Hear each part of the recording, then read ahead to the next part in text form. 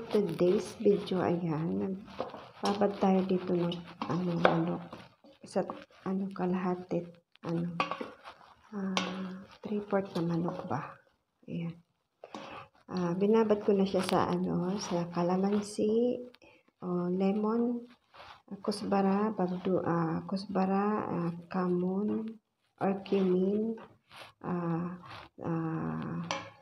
olive oil, asin, tapos turmeric. Ayan ang pinababad ko dito. Tapos mixed spices. Yan. Tapos ang lulutuin natin ngayon guys ay chicken vegetable. Yan. Tapos na tayo guys. Tapos naghiwa ako ng sibuyas. Ito guys, Kasi sa ilalim lang siya guys para hindi matutong ang ating manok. Ayan. Ayan na siya guys. Ayan, yung manok ipapatong natin dito sa sibuyas. Tapos ang ating mga gulay ilalagay natin sa ibabaw ng manok. Ayan guys, yung ating mga gulay.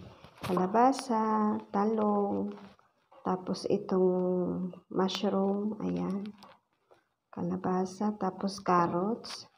Tapos ito yung beans, ayan yung buto ng beans, fresh yan, fresh. Ito yung beans natin, Tapos ito yung niya, yung laman. Yung buto ba, malambot din siya. Itong ating carrots. Ayan. Wala na akong zucchini, tapos may bell pepper. Ayan. Bali, ang ating gulay, talong, patatas, carrots, bell pepper, kalabasa, beans, tsaka mushroom. Ayan. Ayan guys, ang ating, So ngayon, ilalagay na natin ang ating manok na binabad ng kunting oras. Mas maganda to guys kung nababad ng medyo matagal-tagal. Wala na kasi tayong oras, kaya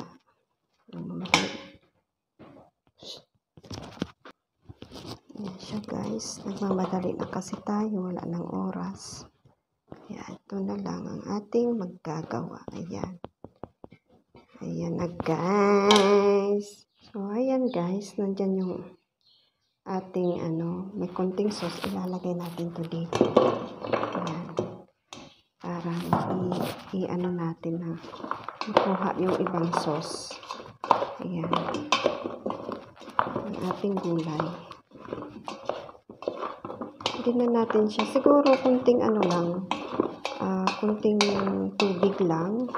Siguro mga half a cup of water lang. Para hindi man masunog yung ating manok. Kunti lang siya guys. Ito, ang tawag dito ay green beans. Ayan. Mushroom. Masarap yun guys. Ayan. So ngayon nakuha na natin. Ilalagay natin siya sa ibabaw ng manok. Ayan. Ayan. Ibuhos na natin guys. Ayan. Ayan na guys.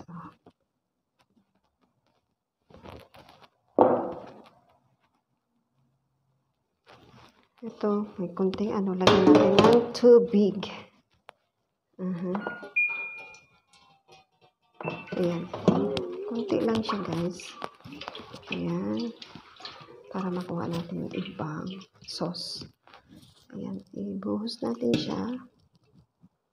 Tapos yung apoy nito pala guys, medyo, since iluluto ko siya dito sa pressure cooker, siguro mga 10 minutes to 15 minutes lang or 20 minutes.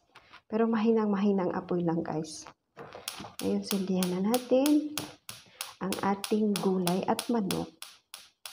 Yes, chicken vegetable. Yan ang ating menu for today. Yan. Ayan guys, antayin natin to hanggang sa maluto ang ating chicken vegetable. Yes.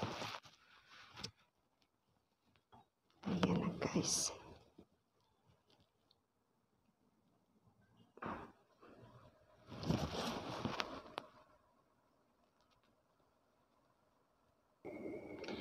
Guys, nilagyan ko pala siya ng konting tomato paste.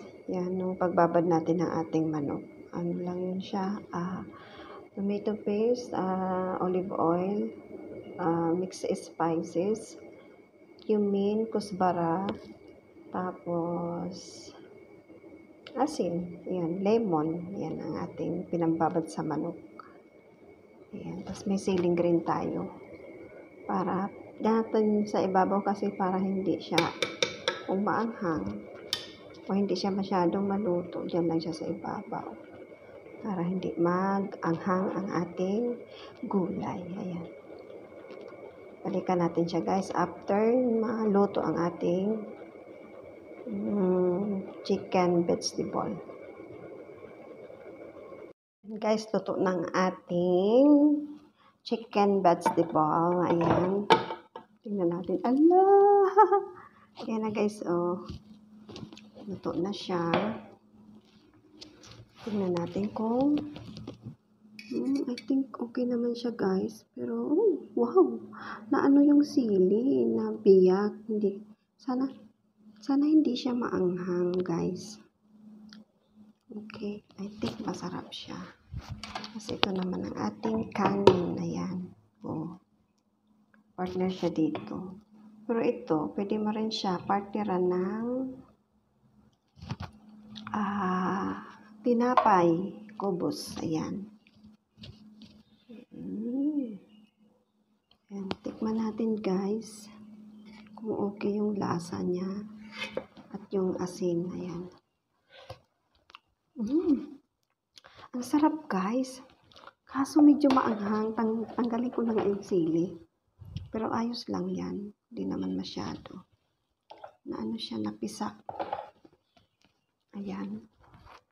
Ang ating kanin kaya guys. Hanggang dito na lang guys ang aking video. Ayan. Ito naman guys, kailangan mo siyang lukayin para hindi siya mag dikit-dikit. Ayan.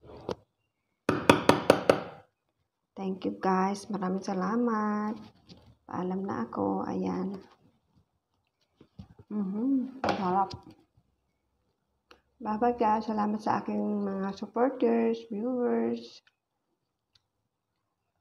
Laging nakasubaybay sa akin at nanonood.